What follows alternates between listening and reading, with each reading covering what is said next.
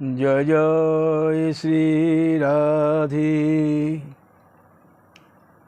গতদিন আমরা রাগ অনুরাগা ভক্তির আস্বাদন করছিলাম, প্রাথমিক স্তরে আস্বাদন করছিলাম। সামগ্রিকভাবে একটি রূপরেখা বর্ণন করার চেষ্টা করছিলাম। তো এই ভক্তি থেকেই রতি মতি প্রেম আস্বাদন যত কিছু, ভক্তি হলো ভিত্তি। তাই একটি বন্দনা আমি করি ভক্তির, বলি ভক্তির কথা শুনি আমি জীবন ধরিয়া, ভক্তির মহিমা জানে ভক্ত জনা,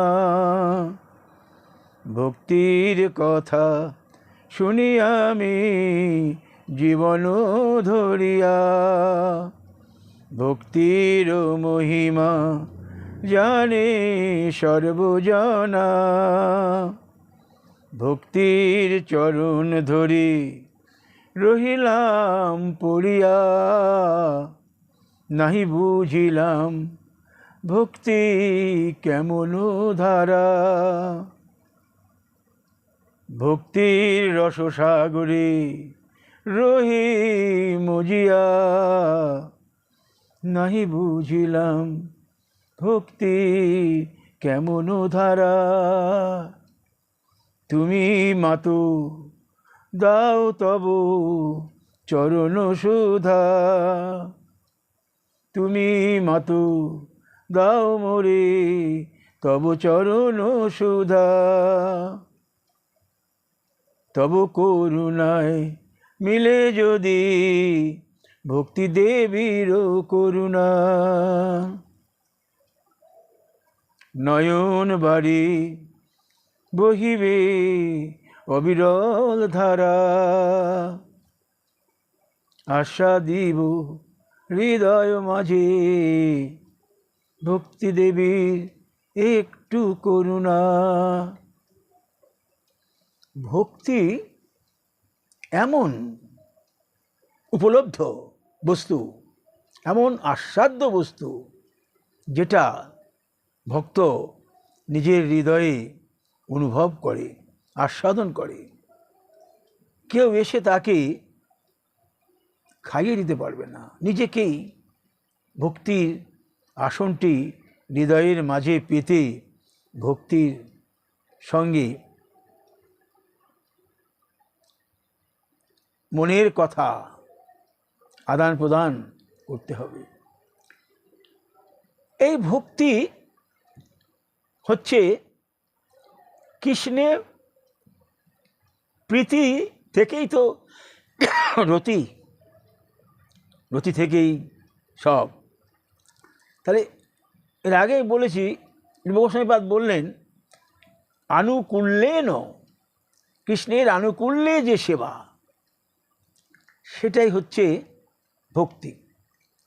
অন্য অভিলাষারী জ্ঞান অন্যান্য জ্ঞান কর্ম যে অভিলাষ ছেড়ে দিয়ে ভক্তির আনুকূল্যে যে সেবা, কৃষ্ণের আনুকূল্যে যে সেবা, সেটা হচ্ছে গিয়ে ভক্তি। কৃষ্ণের প্রীতি হতে হতে মনের মধ্যে রতি আসবে।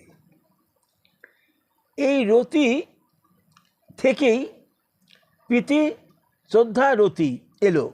রতি থেকে হৃদয়ে আসবে প্রেম, হৃদয়ের মধ্যে আসবে প্রেম। কীভাবে আসবে না, এই প্রেম থেকে, প্রেমের অনেক ধারা, স্নেহ মান প্রণয়, হ্যাঁ, স্নেহ মান প্রণয়, প্রেম ভাব মহাভাব, এই যে এইগুলো ওর থেকে আসবে। এই যত অনুরাগ, রাগ অনুরাগ, যত অনুরাগ রাগ থেকে অনুরাগ যত বাড়বে, তত যত গাঢ় হতে থাকবে, তত আমার স্নেহ গাঢ় হয়ে প্রেম মানে মান প্রণয় এই সমস্ত আস্তে আস্তে বাড়তে থাকবে। যত কিছু গাঢ় হবে, একটি গাঢ় হলেই আর একটি আসবে। যখন একটি গাঢ় হয় তখন আরেকটি আসবে। প্রেম গাঢ় গাঢ় যখন হবে, স্নেহ আসবে। স্নেহ গাঢ় হলে পারে মান গাঢ় হলে পারে প্রণয় গাঢ় হলে রাগ গাঢ় হলেই আসবে অনুরাগ গাঢ় হলেই হয়ে যাবে ভাব গাঢ় হতে হতে হয়ে যাবে মহাভাবের আবার রূঢ় অতিরূঢ় ভাব, মোহন মাদন সব আসবে। তো এইখানে বলি ধীরে ধীরে এগোতে হবে। তো প্রেম অনন্ত প্রকার, আর এই ভক্তির রস কৃষ্ণ রস। ভক্তির রসটা কি? কৃষ্ণ বিষয়নী রতিকেই বুঝায় ভক্তি রস। কৃষ্ণ বিষয়ে আমার হতে হবে। ভক্তিটা এমন নয় যে আমি অন্য কোনো পুরুষে ভক্তি করছি, তা নয়। ভক্তি রস কৃষ্ণ বিষয়নী রতিকেই বুঝায়। দধি যেমন শর্করাদি মিশ্রণে অপূর্ব আস্বাদন যোগায়, তেমনি কৃষ্ণ বিষয়নী রতি সেইরূপ বিভাব অনুভাব সাত্ত্বিক ব্যভিচারী এই সমস্ত ভাবাদির মিশ্রণে চমৎকার আস্বাদন যোগা লাভ করি। তখনই কৃষ্ণ ভক্তিকে বলা হয় ভক্তিরস। সব ভক্তিকে ভক্তিরস বলা হবে না। এই ভক্তির রসই আমার কাম্য, এই ভক্তির রসই আমার আস্বাদ্য, এই ভক্তির রসই আমার পরম আরাধ্য বস্তু। এই ভক্তিরস 12টি, 7টি গৌণ, 5টি মুখ্য। মুখ্য হচ্ছে শান্ত দাস্য রক্ষ বাৎসল্য মধু, আর গৌণ যেগুলো হচ্ছে সেগুলো আরও 7টি আছে, সেটা আমি পরে তোমাদের বলছি। হাস্য, অদ্ভুত, বীর, করুণ, রৌদ্র, বিভৎস, ভয়, পরে এগুলো। এই হলো 7টি গৌণ, 5টি শান্ত দাস্য সক্ষ বাষ্ণ মধু। এই 5টি হলো মুখ্য। এইটুকু পর্যন্ত এখন মনে রাখতে হবে। তাই মনে রাখতে হবে যে রতি থেকে আমি গেলাম, আস্তে আস্তে ভক্তি রস হলো, কৃষ্ণের প্রীতি হলো। কৃষ্ণ প্রীতি আবার যখন এই কতগুলো সামগ্রী, এগুলো পরে আস্তে আস্তে বলতে হবে। এই জন্যই এই পাঠটি দিয়েছি আজকে, যে মঞ্জুরি আসতে গেলে এই ভাব বিভাব অনুভাব এই যে সামগ্রিকগুলোর সঙ্গে মিশে এটি মধুর রস সৃষ্টি হয়, তাকে ভক্তি রস বলে। এই সব কৃষ্ণ ভক্তি রসেরও স্থায়ী ভাব। রসের স্থায়ী ভাব কোনগুলো? শান্ত দাস্য সক্ষ বাষ্ল মধুর, এই 5টি স্থায়ী ভাব। এরপর সঞ্চারী ভাব আস্তে আস্তে মাথা গুলিয়ে যাবে। এই 5টি হলো তোমার স্থায়ী ভাব। এই স্থায়ী ভাব মিলে যদি বিভাব অনুভাব সাত্ত্বিক ব্যভিচারী কৃষ্ণ ভক্তি রস হয় অমৃত আস্বাদনে। জৈছে দধি সীতা ঘৃত মরিচ কর্পূর মিলনে রসালা হয় অমৃত অদ্ভুত। যেমন দইয়ের সঙ্গে চিনি এই সমস্ত শর্করা মিশ্রণে একটা আস্বাদ্য যোগ্যতা হয়, তেমনি এই কৃষ্ণ রতি, কৃষ্ণের প্রতি যে আমার রতিটা ভাব বিভাব অনুভাব এই সমস্ত ব্যভিচারী সাত্ত্বিক ভাব এই সমস্ত সামগ্রীর সঙ্গে মিলে শর্করা প্রস্তুত হয়, এটা আমার আস্বাদ্য হয়। তাহলে এইটুকু মনে রাখতে হবে যে ভক্তির রসটা আমার আস্বাদ্য বস্তু, এটি আমার কাম্য বস্তু। আগে তো বলে গেলাম অন্য বিলাস দাসন্য জ্ঞানকর্মানবিদম আনুকূল্যে ন কৃষ্ণের আনুকূল্য সেবা ভক্তি অসন্যম। এই কৃষ্ণের আনুকূল্যে যে সেবা, সেটাই আমার ভক্তি। এই ভক্তি এমন সাগর, এটা একটুখানি বস্তু নয়। এই ভক্তি সাগরে সন্তরণ করছে সবাই। কার জন্য? এই ভক্তির জন্য। এই ভক্তি এমন একটি ধন যে যেরকম পারে করছে আস্বাদন। এই ভক্তির সাগরে আমরা সবাই করছি সন্তরণ। তো এই ভক্তিকে আহরণ করতে হবে। তো করতে গেলে কৃষ্ণের প্রীতি, কৃষ্ণের রস, কৃষ্ণের প্রীতি থেকে এই যে ভাব বিবাদী অনুবাদের সঙ্গে মিলে হলো ভক্তির রস। এই ভক্তির রস থেকে আস্তে আস্তে আমার এগোতে হবে। তাহলে রতি থেকে আমার প্রেম বহু রকম আছে প্রেম। তো এই প্রেমের অনন্ত প্রকার প্রেম। একটা হচ্ছে পরমাণু মাত্র অজাতরতি ভক্ত প্রেম দুর্লগ্ন বলিয়া ভগবানের অধীনত্ব দুর্লগ্ন। অজাতরতি ভক্ত মানে আমরা অজাতরতি, যা আগের দিন বলছি। জাতরতি ভক্ত মানে যারা কৃষ্ণের কায়বুহ রূপ, কৃষ্ণের স্বরূপ শক্তির অংশ, নন্দ, যশোদা, সুবল, মধুমঙ্গল, এরা রাধা, ললিতা, বিশাখা, এরা কৃষ্ণের স্বরূপ শক্তির অংশ, জাতরতি ভক্ত। তাহলে জাতরতি ভক্ত প্রেম দুর্লক্ষ বলিয়া ভগবানের অধীনত্ব দুর্লক্ষ। এদের প্রেম অধীনস্থ, ভগবানের অধীন তত্ত্ব। যেমন ধরুন জাতরতি ভক্ত যারা, তাদের প্রেম হচ্ছে মধুর রসের প্রেম। তাদের প্রেম হচ্ছে সসুখ বাসনা বর্জিত। এই জাতরতি ভক্তের অনুকরণেই আমরা অজাতরতি ভক্ত যাচ্ছি। তাহলে এটা হচ্ছে পরমাণু মাত্র ভক্তি। তারপরে হচ্ছে কি পরম মহান, কীরকম? এইটা হচ্ছে তোমার একমাত্র জাতরতি ভক্ত রাধারানী, এইটা মধ্যে সম্পূর্ণ মহান। আর কোথাও রাধারানী পরম মহান, আর কোথাও মহান, কীরকম মহান না ব্রজবাসীদের ক্ষেত্রে এটা প্রযোজ্য মহান। আর নুনাধিক অক্ষর কোনগুলো না, যেখানে ঐশ্বর্যের লেশমাত্র প্রকাশ পায় না, আপেক্ষিক নুনাধিপত্য, যেখানে ঐশ্বর্যের লেশমাত্র প্রকাশ পায় না, প্রেমের আবরণে সব আবরিত। যে কৃষ্ণের স্বরূপশক্তি লাদিনী সারাংশ অংশ প্রেম, যেখানে কৃষ্ণ এত ঐশ্বর্য দেখালেন, ব্রজবাসীদের মনে কোনো ঐশ্বর্যই খাটল না। মা যশোদা কিছুতেই কৃষ্ণের ঐশ্বর্য অনুভব করলেন না, ভাবছেন নারায়ণ কৃপা করেছে। উনি করছেন, দেখছেন, ব্রহ্মাণ্ড মুখের মধ্যে দেখলেন মা যশোদা, কৃষ্ণের ঐশ্বর্য বুঝতে পারলেন না। উনি বলছেন যে ওনার কিছু একটা হয়েছে, আমি তো ওনাকে ঝাড়ফুঁক করছেন, ফু দিচ্ছেন। মা যশোদার এই যে বাৎসল্য, এ মা যশোদার কাছেই রাধারানীর এই যে প্রেম, এ প্রেম আর কারোর কাছেই নেই। এক রাধারানীর কাছে এই মহাভাব, রাধারানীর কাছে এই মধুর প্রেম, রাধারানীর কাছে এই গচ্ছিত এই প্রেম, জাতরতি ভক্ত। এরা হচ্ছে কৃষ্ণের অন্তরঙ্গা শক্তি, মধুর ভাবের মধ্যে শ্রেষ্ঠ। এই যে মধুর রতি, এই মধুর রতি তিন রকম মধুর রতি, সবই মধুর। কোথায় মধুর? শঙ্খ, দাস্য, বাৎসল্য পার হয়ে গিয়ে মধুর। তাই মধুর রতি বলছেন তিন রকম। একটা হচ্ছে সমর্থারতি, সামঞ্জস্য রতি, সাধারণী সামঞ্জস্য, আর হচ্ছে সমর্থা। সাধারণী এটা কুবজা বোঝাচ্ছি, কুবজাদের মধ্যে। আর সামঞ্জস্য হচ্ছে মহিষীগণের মধ্যে। আর সমর্থা হচ্ছে এই রাধারানী ললিতা বিশাখার মধ্যে। সাধারণী কাকে বলছে? যে ভক্তি,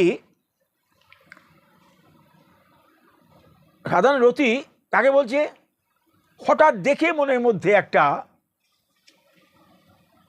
প্রেমের উদ্ভব হলো, হঠাৎ দেখলাম, হঠাৎ দেখে কোনো রূপ দেখে মনের মধ্যে আমার সম্ভোগ ইচ্ছা আস্বাদনের অভিলাষ হলো। এটা হচ্ছে যেমন কুবজার মধ্যে এটা হচ্ছে সাধারণী রতি। যখন কৃষ্ণ যাচ্ছেন মথুরায়, কুবজা যাচ্ছেন তিলক সেবা করার জন্যে নন্দ মহারাজের, এই কংসের, তো কৃষ্ণকে দেখে কুবজার আকৃষ্ট হয়ে গেল। তো এইটা হচ্ছে সাধারণী রতি। কৃষ্ণার মনে কুবজার মনে সম্ভোগ ইচ্ছা জাগৃত হলো, প্রেম থেকে সম্ভোগ ইচ্ছা, এটা হলো কুবজার সাধারণী রতি। আর সমঞ্জসা রতি মহিষীগণের।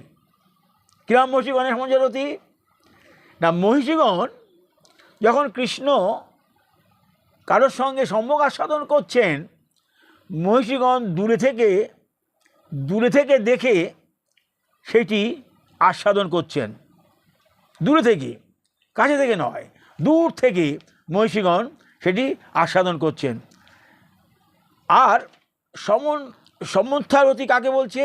ব্রজবাসীগণের, যার মধ্যে কোনো কাম প্রেম কামের গন্ধমাত্র নেই, কেবল মধুরারতি, এই মধুর বাসনা, সসুখ বাসনা বিন্দুমাত্র নেই, কৃষ্ণ সুখের বাসনা। চুম্বন আলিঙ্গন সম্পর্ক আদি যা কিছু হচ্ছে কৃষ্ণের সুখের জন্যই হচ্ছে, নিজের কোনো সুখ নাই, এই অনুভূতি, এই আস্বাদন, এই মথুরারতি, এটাই বলে কেবল মথুরারতি, যার মধ্যে কোনো সুখের সংস্পর্শ নাই। উজ্জ্বল নীলমণিতে বললেন গোস্বামী, রতি ভবন্তি মাং প্রবদ্ধতে, অর্থাৎ সমতারতি ভাবের শেষ সীমা পর্যন্ত বর্ধিত হয়। এই সমতারতি ভাবের শেষ সীমা পর্যন্ত যাবে, আর অন্য রতি সে পর্যন্ত যায় না। যে রতি অতিশয় রূঢ় হয় না, যাহা প্রাণ প্রায় কৃষ্ণ দর্শনেই উৎপন্ন হয়, সম্যক ইচ্ছাতেই যাহার নিদান, সেই রতি সাধারণী রতি বলে। সাধারণী রতি প্রেম পর্যন্তই যাবে, এর ওপরে যাবে না। উজ্জ্বল নীলমণি বললেন, নাতি সান্দ্র হরে প্রায় সাক্ষাৎ দর্শন সম্ভবা, সম্যগেচ্ছার নিদানেয়হং রতি সাধারণী মতা। দেখা মাত্রই প্রেম, দেখা মাত্রই সম্যক ইচ্ছা, এটি প্রেম পর্যন্তই যাবে, তারপর যাবে না। এই সম্যক ইচ্ছা যখন বৃদ্ধি পাবে, যখন তার রতি বৃদ্ধি হবে, সম্যকের ইচ্ছা বৃদ্ধি হবে, তখনই রতি যখন বৃদ্ধি হবে সম্যক ইচ্ছা তার বৃদ্ধি হবে। রতি যখন কমে যাবে, ক্ষীণ হবে, সম্যক ইচ্ছাও তার কমে যাবে। এই সাধারণী রতি। আমার মনে রতি খুব, সম্যক ইচ্ছা বেড়ে গেল, আমার মনে রতি কম, সম্যক ইচ্ছা কমে গেল, এই সাধারণী রতি। এদের এই ভাবটুকু প্রেম পর্যন্ত, এরপরে এর ভাবে কোনো স্থায়ী নাই। আর সামঞ্জস্য রতি কাকে বলছে? যে রতি কৃষ্ণের রূপ গুণ লীলা স্তমন করি, দেখেনি কৃষ্ণকে, কিন্তু নারদ যখন বলছেন রুক্মিণীকে কৃষ্ণের রূপ গুণ লীলার কথা বলছেন রুক্মিণীকে, এই নারদের মুখে শুনে শুনে রুক্মিণীর মনে একটি ভাব, রতি, কৃষ্ণের প্রতি আসক্তি, কৃষ্ণের প্রতি সম্ভোগের আস্বাদন ওনার মনে জাগলো। এইটি হচ্ছে সামঞ্জস্য রতি, যা হতে পত্নীত্বের অভিমান বুদ্ধি জন্মে, রূপ গুণ শুনেই না দেখেই, এবং যাহাতে কখনো কখনো সম্ভোগ তৃষ্ণাও জন্মে। এটাই হলো এই প্রকার গাঢ় সান্ধ্যা রতিকে বলা হয় সামঞ্জস্য রতি। উজ্জ্বল নীলমণি কি বললেন? পত্নী ভাব অভিলাষা আকাঙ্ক্ষা, পত্নী ভাব অভিমানাত্মা গুণাদি শোভনাদি যা, রুচি উদ্ভেদিত সম্ভোগ তৃষ্ণা সান্ধ্যা সমঞ্জসা। যে কৃষ্ণের রূপ গুণ লীলা শ্রবণ করতে করতে মনের মধ্যে তার প্রতি একটি রতি, আসক্তি, প্রেম জাগৃত, সম্ভোগ আস্বাদনের ইচ্ছা জাগ্রত হলো, এটি বলছে সামঞ্জস্য রতি রুক্মিণীর মধ্যে ছিল। আর সাধারণী রতি কুব্জার মধ্যে ছিল। কিসের দর্শনেই সম্ভোগ ইচ্ছা। এইগুলো আবার কি, যখন রতি বাড়ছে সম্ভোগ ইচ্ছা কমে যাবে, রতি কমছে সম্ভোগ ইচ্ছা কমে যাচ্ছে, তাহলে এইটা সাধারণী। আর তারপর হলো সামঞ্জস্য, হলো এই রুক্মিণী মহিষীগণের দূর থেকে দেখে এদের আনন্দ। আচ্ছা, এইবার আর সমর্থা রতি কাকে বলছে? মধুর রতি, মধুর, কৃষ্ণের সুখ বাসনায় আনন্দিত প্রচুর, খালি কৃষ্ণের সুখ বাসনায় আনন্দ, সসুখ বাসনার সেখানে বিন্দু মাত্র কোনো সম্পর্ক নাই। তাহলে কি দেখছি আমরা? যে শান্ত রতি প্রেমের পূর্বসীমা পর্যন্ত। শান্ত রতি কাদের? নন্দ যশোদা, এদের বাৎসল্য রতি মা যশোদার শান্ত, প্রেমের পূর্বসীমা পর্যন্ত। দাস্যরতি রাগ পর্যন্ত, সখ্যরতি অনুরাগ পর্যন্ত, অর্জুন সখ্যে অর্জুন, দাস্যে হনুমান রাগ পর্যন্ত, আর সখ্য অনুরাগ পর্যন্ত, বাৎসল্যরতি অনুরাগের শেষ সীমা পর্যন্ত, অনুরাগের শেষ সীমা পর্যন্ত মা যশোদা, আর মধুর রতি মহাভাবের শেষ সীমা পর্যন্ত, মহাভাবের শেষ সীমা পর্যন্ত, রূঢ় অতিরূঢ় মোহন মদন মাদন সব এই হলো রাধাই মধ্যে যা সব কিছু, পরে বলবো না আমি। এই হলো তার মধুর রতি। এই মধুর রতি, এই রতিগুলো যথোপযুক্ত বিভাব, অনুভাব এবং সামগ্রীর মিলনে শান্ত। আচ্ছা, এই রতিগুলো, রতি হলো, এই রতিগুলো রস কী করে হবে? এতে রতি মনে রতি হলো, এই রতির রস কী করে হবে? আগে ভক্তিরস বলে এসেছি, রস কী করে হবে? এই শান্ত রতি, দাস্যরতি, সখ্যরতি, বাৎসল্যরতি, মধুর রতি, রস কী করে হবে? রতি তো। এই রস যখন এই বিভাব, অনুভাব, ব্যভিচারী ভাব, এই ভাবের সঙ্গে মিলবে তখন হবে রস, তখন হবে শান্ত রস। শান্তরতি যখন মিশবে বিভাব অনুভাবে শান্ত রস, দাস্যরতি যখন মিশবে বিভাব অনুভাবের সঙ্গে দাস্যরস, বাৎসল্য যখন মিশবে এই বিভাব অনুভাবের সঙ্গে বাৎসল্য রস, মধুর রস যখন মিলবে, মধুর যখন রতি মিলবে মধুর রস। তাহলে যে বস্তুটি, যে বস্তু সিদ্ধ সঙ্গে মেলে, যে সামগ্রীর সঙ্গে মেলে, এই সামগ্রী কোনগুলো? রসগোল্লার সঙ্গে যেমন চিনি, ছানা এইসব লাগে সামগ্রী, তবে তো হবে রসগোল্লা। তেমনি আমাদের এই যে রতি রস, এই রতিগুলো যখন ভাব, অনুভাব, বিভাব এই সামগ্রীর সঙ্গে মিলল তখন সে ভক্তি রসে পরিণত হলো। তাই সামগ্রীগুলো কি? ভাব, বিভাব, অনুভব সামগ্রী, এইগুলো যখন মিলল তখন রতিগুলো তখন ভক্তির রসে পরিণত হলো। এই সেই ভক্তি রসের সামগ্রী যেগুলো, সেগুলোর মধ্যে ভাব, ব্যভিচারী ভাব, স্থায়ী ভাব, দুরকম ভাব আছে। স্থায়ী ভাব কোনগুলো? না, যে রসের স্থায়ী ভাব, কৃষ্ণরতি শান্ত রসে বা বাৎসল্য রসে, মধুর রসে, এগুলো মানে এগুলো স্থায়ী ভাব। স্থায়ী ভাব কোনগুলো? শান্ত, এই রসগুলো স্থায়ী ভাব।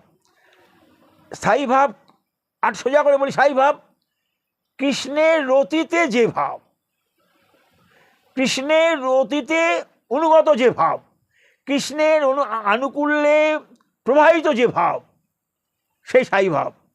কৃষ্ণের আনুকূল্যে প্রবাহিত নয়, কৃষ্ণের আনুকূল্যে ধাবিত, কিন্তু কৃষ্ণের আনুকূল্য পৌঁছায় নাই, কৃষ্ণের আনুকূল্যে ধাবিত পৌঁছায় নাই, সঞ্চারী ভাব।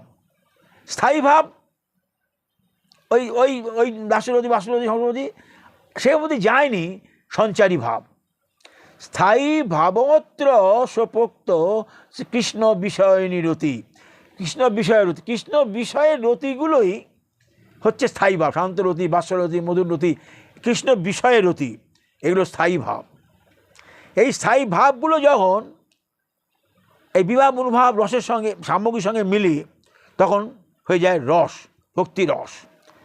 এই কৃষ্ণ রতির আবার তিনটি বৃত্তি।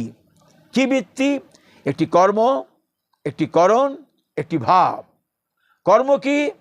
কর্ম হচ্ছে রসরূপে যখন পরিণত হয় আস্বাদ্য। করণ ওই তার সহায়তায় কৃষ্ণের মাধুর্য আসন করায় কর্ম। আর করণ যার সহায়তায়, ভাব হচ্ছে কি? এই রস যখন উৎকর্ষতায় চরম পরিণতি লাভ করে তাকে ভাব বলছে। ভাব এই কর্মকরণের পরিণতি, প্রেম উৎকর্ষতায় যে পরিণত হচ্ছে ভাব। রস যখন উৎকর্ষে চরম সীমা লাভ করে পরম আস্বাদ্য হয়, আস্বাদ্য ও আস্বাদ্যের মধ্যে এমন মিলন সৃষ্টি হয়, তখন মনে হয় সবই আস্বাদ্য। যে আস্বাদ্য বস্তু সঙ্গে এমনভাবে মিলে যায়, তখন মনে হয় সবই আস্বাদ্য। রসগোল্লা খেতে খেতে, আস্বাদন করতে করতে, আস্বাদ্যর বস্তুর সঙ্গে সঙ্গে নিজের মনে আস্বাদ্য আস্বাদের মধ্যে মধুর সম্পর্কের সৃষ্টি হয়ে যায়। কীরকম না, মধুরারতি বা কান্ত ভাবের সর্বপ্রথম বহিঃপ্রকাশ হচ্ছে ভাব। প্রথম যে বহিঃপ্রকাশ ভাব, তারপর তো মহাভাব হবে।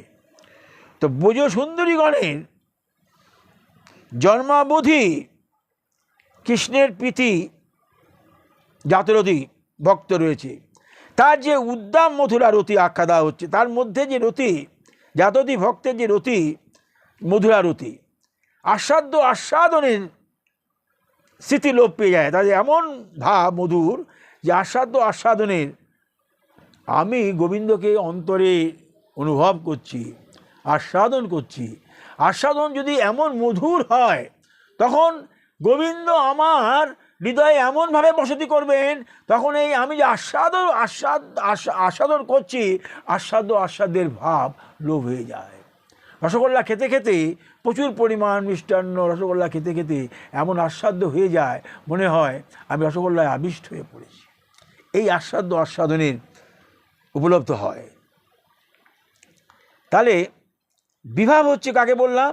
যার দ্বারা শান্ত দাস্য বাৎসল্য মধুর রতিগুলি আস্বাদন হয়। এই আস্বাদন আবার দুরকম আছে। একরকম হচ্ছে অবলম্বন, উদ্দীপন। আলম্বন কি? কোনো বিষয়কে অবলম্বন করি, অর্থাৎ আমি কৃষ্ণকে অবলম্বন করি, রাধাকে অবলম্বন করি, যে আমি যাচ্ছি, এবার সাধ্য বস্তু বিষয় অবলম্বন। আর যে ভক্ত করছে সেটা আশ্রয় অবলম্বন। যাহার দ্বারা ভাবের উদ্দীপন হয় তাকে উদ্দীপন বিভাব বলে। তাহলে আলম্বন বিভাবের ক্রিয়া, মুদ্রা, রূপ, ভূষণাদি, কালাদি ভাবের উদ্দীপন করে, এই জন্য সকলকে উদ্দীপন বিভাব বলে। যাহার দ্বারা ভাবের উদ্দীপন হয় তাকেই উদ্দীপন বিভাব বলে। ক্রিয়া, মুদ্রা, রূপ, ভূষণ আদি আমাদের দেখে মনের মধ্যে ভাবের উদ্দীপন হচ্ছে তো। আমি যদি একটি চক্ষু তো পরম সুন্দর বস্তু দেখতেই অভ্যস্ত, হৃদয় তেমনি জাততি ভক্তের হৃদয় পরম মাধুর্য আস্বাদন করার জন্যেই আহ্বান করছে। হৃদয় পরম মাধুর্য আস্বাদন করছে কি? তার ক্রিয়া, তার মুদ্রা, তার রূপ। এই বংশীধারী কৃষ্ণ, তার মুদ্রা, তার ক্রিয়া, তার রূপ, এইগুলো যে আস্বাদন করছি, এই থেকেই ভাবের যে উদ্দীপন হচ্ছে তাকে বলছে উদ্দীপন বিভাব। আর অনুভব, রাগ যেমন অনুরাগ, রাগে থেকেই আসছে অনুরাগ, আর ভাব থেকেই আসছে অনুভব। যে লক্ষণ দ্বারা এই ভাবটি প্রকাশ পাচ্ছে তাকে বলছে অনুভব। যে লক্ষণ দ্বারা হৃদয়ের ভাবটি প্রকাশ পাচ্ছে বাইরে, কীরকম? নৃত্য, গীত, উচ্চস্বরে নাম কীর্তন, আমি গড়াগড়ি খাচ্ছি, ক্রন্দন করছি, হাহাকার করছি, মূর্ছা যাচ্ছি, হাসছি, এই যে ভাবের বহিঃপ্রকাশ, একেই বলছে অনুভব। তাই ভাব থেকে অনুভব, রাগ থেকে আমরা যেমন দেখেছি অনুরাগ, ভাব থেকে হলো অনুভব। এই ভাবের দুটি ভাব আছে, সাত্ত্বিক, ব্যভিচারী। কথাগুলো শুনতে হবে এই কারণে, আমি যখন মঞ্জুরি সাধনে যাব, চিত্তকে হৃদয়ের মধ্যে আবিষ্ট করব কিসে, কিভাবে রতি, রস, ভাব, অনুভব যদি না বুঝি, আমি হৃদয়ের মধ্যে তাকে ধরে আমি এগোতে পারবো না, আমি রসরাজ্যে প্রবেশ করতে পারবো না। কঠিন রসরাজ্য, যা রূপ গোস্বামী পাদকে বলে দিলেন মহাপ্রভু, যাও রসশাস্ত্র নির্ণয় করো। এই রূপ গোস্বামী এই সমস্তগুলো করতে পাচ্ছি আমরা, ভাব বিভাব অনুভব। এই রূপ গোস্বামী, সনাতন গোস্বামী পাদ এইগুলো ব্যাখ্যা করে গেছেন গ্রন্থমাঝি, আস্বাদন করি আমরা, তারা করে গেছেন রচন করেছেন তারা, আমরা করছি আস্বাদন। এই আস্বাদন ভিনা নাই করতে পারবো আমরা কখনোই ভক্তি রাজ্যে প্রবেশ, কখনো মঞ্জুরি কেন কোনো কিছুতেই প্রবেশ পাবো না। তো এই যে অনুভব, এই মনোভাব থেকে এলো সাত্ত্বিক ব্যভিচারী। সাত্ত্বিক ভাব কীরকম? অষ্টসাত্ত্বিক ভাব, অশ্রু, কম্প, ছেদ, রোমাঞ্চ, স্তম্ভ, সর্বেদ, বৈবর্ণ, মূর্ছা, এগুলো অষ্টিক সাত্ত্বিক ভাব, মহাভাবের পরিণতি ভাব। আর ব্যভিচারী কোনগুলো? যেসব ভাব বিশেষভাবে স্থায়ী ভাবের মুখে, আগে বলে এলাম স্থায়ী ভাব নয়, স্থায়ী ভাবের মুখে সঞ্চরণ করে, যেতে চায়, বিচরণ করে, স্থায়ীভাবে পৌঁছতে পারছে না, এগুলো হচ্ছে ব্যভিচারী ভাব, সঞ্চারী ভাব বলে কি। তো মাধুর্য অনুভব আমি প্রশ্ন করতে পারলাম তো, যে অষ্টসাত্ত্বিক ভাব, জাতজাতিকভাবে মধুর ভাব কি? অশ্রু, কম্প, ছেদ, রোমাঞ্চ, স্তম্ভ, সর্বেদ, বৈবর্ণ, মূর্ছা যাচ্ছি, সাত্ত্বিক ভাব, মধুর ভাব, একে বলছে সাত্ত্বিক ভাব, অনুভব সাত্ত্বিক ভাব। আর ব্যভিচারী সঞ্চয়ী ভাব মানে ওই বিশেষ রূপে স্থায়ী ভাবের দিকে যাচ্ছে, পোষায়নি, সঞ্চালন করছে বিচরণ, করছে অন্বেষণ, এই হচ্ছে সঞ্চারী ভাব। আর মাধুর্য ভাব স্বরূপ কীরকম? মাধুর্য অনুভব স্বরূপ কীরকম না, ঐশ্বর্যকে আবৃত করে রাখে। মাধুর্য ভাব এমন একটি ভাব একমাত্র ব্রজবাসীগণের মধ্যেই সীমাবদ্ধ। আমরা যদি দেখতাম গোবিন্দ 7 দিন হস্তে গোবর্ধন ধারণ করেছেন, ভাবতাম কি অসীম শক্তিশালী, কি অসীম বীর্যের অধিকারী ভগবান, যশ ঐশ্বর্য, এ তো মালিক, ছোট সর্বৈশ্বর্য, জ্ঞান বৈরাগ্য, যশ ঐশ্বর্যের মালিক, তাই তার পক্ষে সম্ভব। কিন্তু ব্রজবাসীদের মনে বিন্দু মাত্র তার কোনো স্পর্শ পায় নাই। তারা দেখছে যে আমরা সবাই মিলে ধরেছি কানাই, তো চিন্তা নাই, সবাই মিলে আছি। যে গোবিন্দ একটু হাত ছেড়ে দিয়েছে, ও মর্মর করছে, তখন গোবিন্দ আবার ধরেছে। তবু তাদের মনের মধ্যে কোনো রকম ঐশ্বর্যের স্থান পায় নাই। এত অসুর, এত পুতনা বধ করলেন, অসুর বধ করলেন, কত কিছু গোবিন্দ করলেন, এই বৃন্দাবনে ঐশ্বর্য কোনো স্থান নেই। উনি সমস্ত ঐশ্বর্যে ভরপুর ঐশ্বর্য দেখেছেন বাল্যকাল থেকে বৃন্দাবনে, ঐশ্বর্যের কোনো স্থানই নেই। সব নারায়ণ, আমার নারায়ণ করেছে অমুক, সবাই এই রকম, মা যশোদার নারায়ণ। ব্রহ্মাণ্ড দেখলেন মুখের মধ্যে, তাও ভাবছেন কি ভূত প্রেত আশ্রয় করেছে, ফু দিচ্ছে বলে মুখের মধ্যে। বিন্দু মাত্র ঐশ্বর্যে যার মধ্যে মানে প্রবেশ করেনি এই ব্রজবাসীদের হৃদয়ে এই মাধুর্য ভাব। এই মাধুর্য ভাবটি ব্রজবাসীদের একমাত্র সম্পদ। বলছেন চৈতন্য চরিতামৃতে, মাধুর্য ভাগবত্তা সার ব্রজ কৈল পরচার, তাহা এক সাহা সুখ ব্যাসের নন্দন। ব্যাসনন্দন বলছেন যে এই ব্রজবাসীদেরই একমাত্র করলেন পরচার। মাধুর্য ভগবত্তা সার, আবার মাধুর্যের চরম বিকাশ, ধীর ললিত নায়ক গুণ বিশিষ্ট নায়ক শিরোমণি শ্রীকৃষ্ণ। এই শ্রীকৃষ্ণের যেমন আগে বললাম আমি, ঐশ্বর্য, বীর্য, শৌর্য, জ্ঞান, বৈরাগ্য, কৃষ্ণের সশক্তি মান কৃষ্ণ। এখানে বলছেন মাধুর্যের চরম বিকাশ, ধীর ললিত নায়ক বিশিষ্ট শ্রীকৃষ্ণ।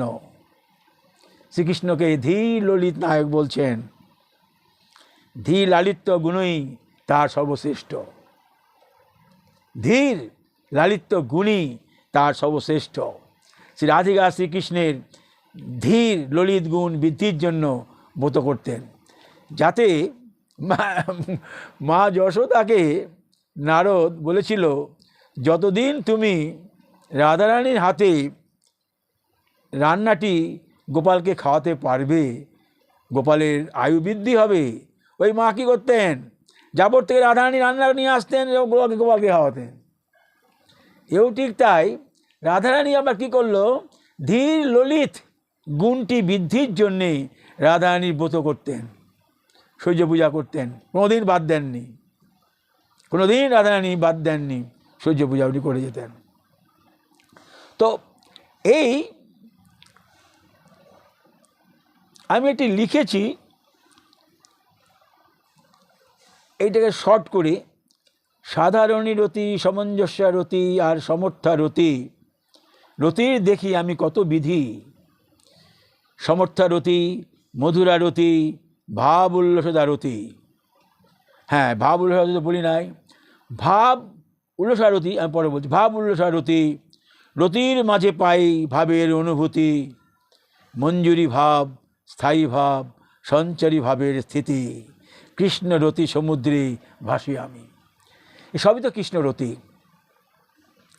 তো শ্রীকৃষ্ণের ভক্তি, এটা বলেনি কি সুন্দর বলছেন চৌদামিতে, আমা হইতে আনন্দিত হয় ত্রিভুবন। দেখুন কৃষ্ণ বলছেন, কৃষ্ণ আমা হইতে আনন্দিত। আগে তো গীতা কিরাম বলতেন, ভয় আমাকে দেখে ভয় পায়, ভয়ও আমাকে দেখে ভয় পায়।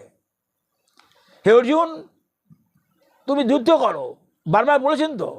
এখানে কি বলছেন কৃষ্ণ, আমা হইতে আনন্দিত হয় ত্রিভুবন, আমাকে আনন্দ দিবি ওইছে কোনজন, কে আছে আমার আনন্দ দেবী? আমা হইতে যার হয় শত শত গুণ, সেই জন আল্লাহ দিতে পারে মোর মন। যার কাছে আমার থেকে বেশি আনন্দ আছে, আহ্লাদ আছে, সেই পারে আমি করে নেই। আমা হইতে যার হয় শত শত গুণ, সেই জন আল্লাহ দিতে পারে মোর মন। আমা হইতে গুণী বড় জগতে অসম্ভব, একেলি রাধাতে তাহা করি অনুভব। মোর পরে বলছি, একেলি রাধাতে তাহা করি অনুভব, মোর রূপে আপ্যায়িত করে ত্রিভুবন। যদ্যপি আমার গন্ধে মোর রূপে আপ্যায়িত করে ত্রিভুবন, রাধার বচনে হবে মোর শ্রবণ। যদ্যপি আমার গন্ধে জগৎ সুগন্ধ, মোর চিত্ত প্রাণ হরে রাধা অঙ্গগন্ধ। যদ্যপি আমার রসে জগৎ সুরস, রাধার অধর রসে আমা করে বশ।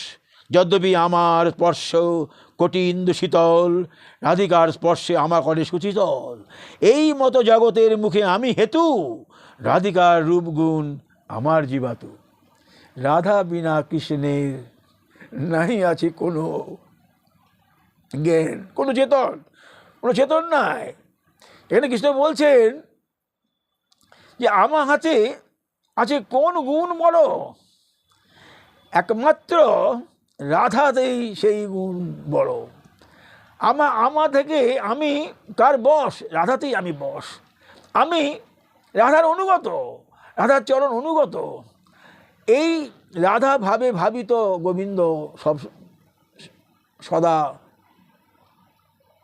সদা সতত। রাধা ভাবে ভাবিত কৃষ্ণ সদা সবিত, রাধা মন সদা নিয়োজিত। রাধা তারে করে অনুপ্রাণিত, রাধা তারে করে জীবিত জীবাতু, রাধা তারে করে জীবিত, প্রাণ সঞ্চার করে রাধাতে। যত আছে মধু, অধর মধু, রাধার অধর মধু সবার চেয়ে অধিক মধু। রাধা বিনা তার নাহি আছে কোনো চেতন। আবার এমন কৃষ্ণ শত শত গোপিনীতে করেছেন রমণ, শত শত গোপীর চরণে মজিয়ে করছে রমণ। হঠাৎ হইল আস্বাদন, গেলেন মূর্ছা তখন, কিসের আস্বাদন? হঠাৎ পড়িল মনে রাধার চিন্তন, গেলেন মূর্ছা তখন।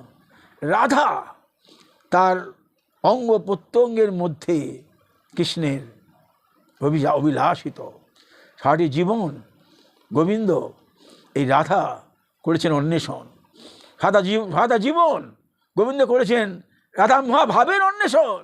করতে পারেননি উনি, সারাটা জীবন রাধা মহাভাবের অন্বেষণ করতে পারেননি। উনি একটি জীবন অতিবাহিত করলেন গৌরাঙ্গ জন্মগ্রহণ করে নবদ্বীপে এলেন। উনি নবদ্বীপে এলেন একটি কারণ, যে তিনি ব্রজে ঋণী ছিলেন, হ্যাঁ, মধুর রসে ঋণী ছিলেন, ভাবে ঋণী ছিলেন। সেই ঋণ বলছেন উনি,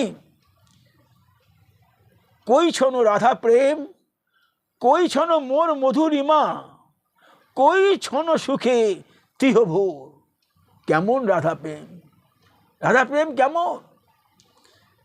রাধা প্রেমের আমার অনুভূতি অনুযায়ী তিনটে কারণের গোবিন্দ এই নবদ্বীপে আসলেন। তো রাধা, কই ছন রাধা প্রেম, রাধা প্রেমের স্বরূপ কি?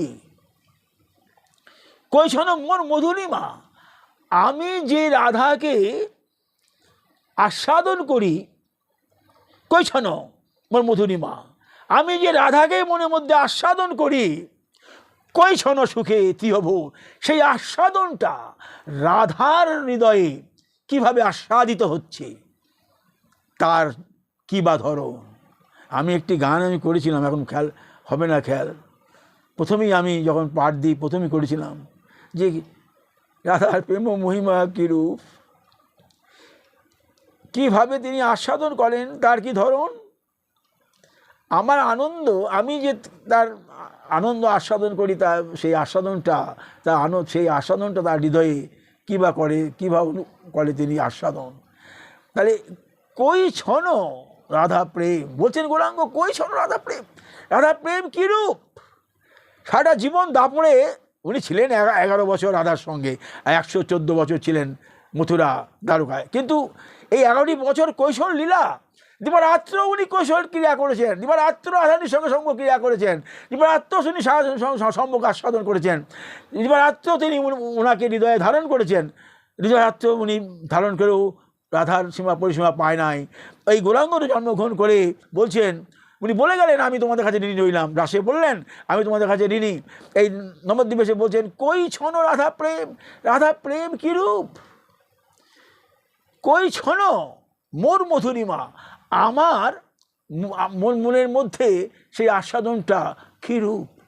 আর কই ছন সুখে, সেই আস্বাদন সুখে কিভাবে রাধারানী অনুভব করছে, কই ছন সুখে তিহভূর, কীভাবে রাধারানী আস্বাদন করছেন। এই তো গৌরাঙ্গের কথা। তো এই রসরাজ মহাভাবের মিলিত গৌরসুন্দরের প্রলাপ, এটাই মঞ্জুরি ভাব।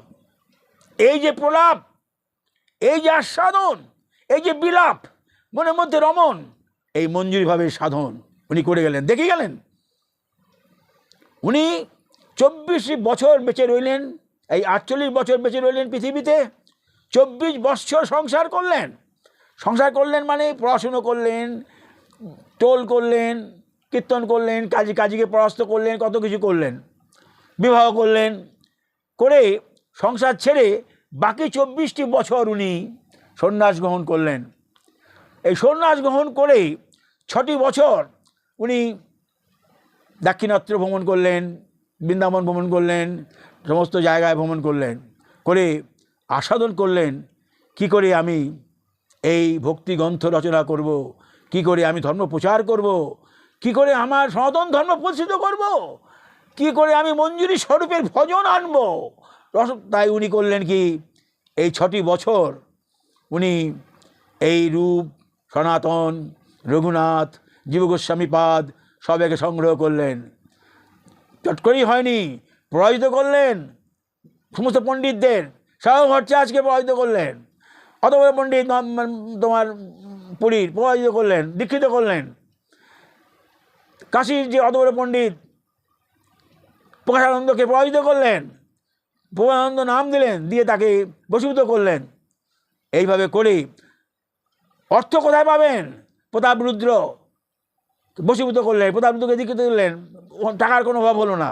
তারপরে কি করলেন, সনাতনকে পড়ালেন 2 মাস, রূপকে পড়ালেন 7 দিন, পড়িয়ে বললেন যাও সনাতন রসশাস্ত্র নির্মাণ করো, এই রসশাস্ত্রে নির্মাণ করো, ভক্তির রস সুদায় দাও ভরিয়ে হৃদয়ে কানন, রসশাস্ত্র নির্ণয় করো। সনাতন রসশাস্ত্র নির্ণয় করলেন, রূপ গোস্বামী রসশাস্ত্র রচনা করলেন, লক্ষাধিক গ্রন্থ রচনা হলো, এই ভক্তির রসশাস্ত্র নির্মিত হলো। এই মঞ্জুরি ভাব, অনর্পিত যে মঞ্জুরি উনি আনলেন, এই মঞ্জুরি ভাবের সাধন দেখালেন। মঞ্জুরি ভাব এই আমরা করতে পাচ্ছি, ভাব বিভাব অনুভাব রাগ অনুরাগ এসব পাচ্ছি এই রূপের লেখা থেকে। হ্যাঁ, ভক্তি রসামৃত সিন্ধু। সনাতন লিখলেন বৃহৎ ভাগবতম, লঘু ভাগবতম লিখলে গোস্বামী। এই যে তোমার স্বভাবলী লিখে দিলেন জীব গোস্বামী পাদ। উৎকলা মল্লহরি লিখলেন রূপ গোস্বামী। এই যে কৃষ্ণ মাধুরী আমরা পাচ্ছি বিল্বমঙ্গলের কৃষ্ণ গণামৃত, এই যে জিনিসগুলো লিখে গেল, এর থেকে এলো এই মঞ্জুরি ভাবের সাধন। উনি 12টি বছর কোথাও যাননি। অত বড় লোকটি 7 ফুট লম্বা, ওই 7-8 ফুট লম্বা ঘরের মধ্যেই 12টি বছর উনি রইলেন। হা কৃষ্ণ করতে থাকলেন। নিজে মনে রাধা ভাবকে অনুপ্রবেশ করে, রাধা ভাবকে অনুপ্রবেশ করে, কৃষ্ণ ভাবকে নিজের মনের মধ্যে সঞ্চারিত করে মঞ্জুরি ভাবকে দেখালেন কিভাবে মঞ্জুরি সাধন করতে হয়। এই এই এই হলো মহাপ্রভুর অবদান। এই মঞ্জুরি 12টি বছর সামনে স্বরূপ দামোদর, রায় রামানন্দ, ললিতা বিশাখার পূর্বস্বরূপ, উনি তাদের বলতে লাগলেন হা কোথায় রাধা করে উনি 12টি বছর উনি এই মঞ্জুরি ভাবের সাধনা করলেন। তো এইখানে এরপরে বলি,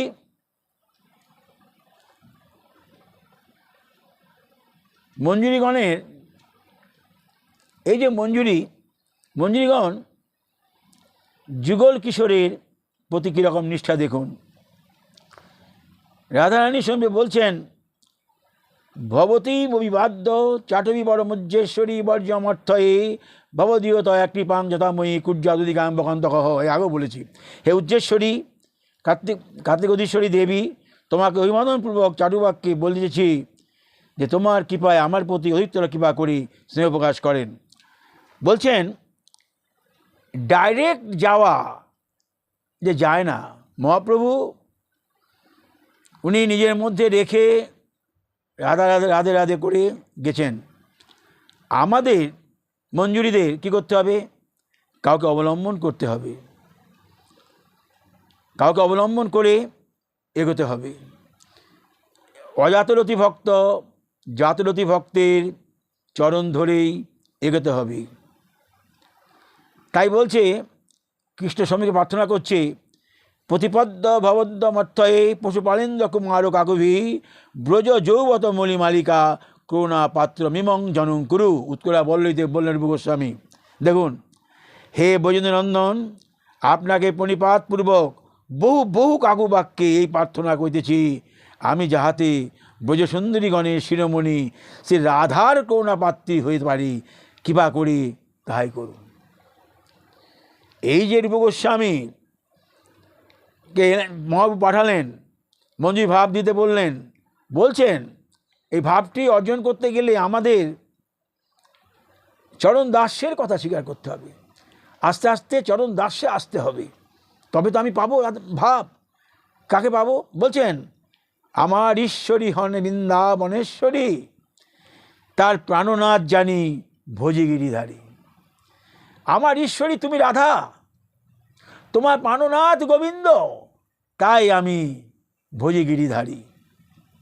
দেখুন কীরকম কাকুতি, সোজাসুজি যাওয়া যায় না। এখানে আমাদের ব্রজে অজাতরতি ভক্তদের বলেছেন না আমাদের চেতম্বিতে, বাহ্য অন্তর দ্বৈত সাধন, বাহ্যে করি শ্রবণ কীর্তন, অন্তরে করি কৃষ্ণ ভাবন, দিনে রাত্রে করি বোঝে রাধাকৃষ্ণ সেবন।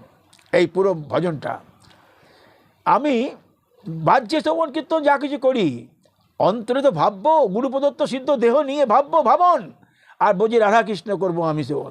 তা বোঝে যেতে গেলে তো চাই আমার ঈশ্বরী হন বৃন্দাবনেশ্বরী, তার প্রাণনাথ জানি ভোজগিরিধারী। আবার বলছেন মদিশা আনন্দে মদিশা নাথত্বে বোঝ বিপুন চন্দ্রং বোঝ মণি শরিং তাং নাথত্বে তদ অতুল সকিত্তে তুলনিতাম বিশাখাং শিখালি বিতন গুরুত্বে প্রিয় স্বর গিরীন্দ্রও অপেক্ষা ললিতা চরণ ধরি লতাদি দত্তে সরমম। বলছেন যে আমি ললিতা বিশাখা এদের চরণ ধরে, হেমন তুই বোঝো বিপিন্দচন্দ্র কৃষ্ণকে স্বীয় ঈশ্বরীর নাথ পানরূপে স্মরণ করো, বোঝো বনেশ্বরী শ্রী রাধারানীকে স্বীয় নাথ স্বামী রূপে স্মরণ করো, শ্রী ললিতাকে রাধিকার অতুলনীয় সখী রূপে স্মরণ করো, বিশাখাকে শিক্ষাসমূহ বিতরণকারী রূপে গুরুরূপে স্মরণ করো, রাধাকুণ্ডে গিরিরাজকে কৃষ্ণ দর্শন বিষয়ে ললিত রতি অর্থাৎ মনোরম আসক্তি উৎকণ্ঠা অনুরাগ প্রদানকারী স্মরণ করো। এই যে যাওয়া যায় না সোজাসুজি, ললিতাকে স্মরণ করো, বিশাখা সবসময় দেখেছি আমি শিক্ষাগুরু, মানে ওনার মধ্যে বাগ্মিতা প্রচণ্ড রূপে আছে। আমি পরে বলছি কীরকম বাগ্মিতা প্রচণ্ড রূপে আছে। তো এদের চরণ ধরেই আমাদের এগোতে হবে।